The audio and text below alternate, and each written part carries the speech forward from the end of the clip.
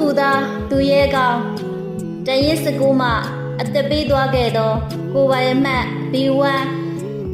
4019008ရဲဘော်ဝိုင်ဆက်မင်းဟာမြန်မာမြေမွေးအညာသာသူရဲကောင်းတယောက်ပါအခုတ်ကူဇာတိရဲ့သူရဲကောင်းတယောက်ပေါ့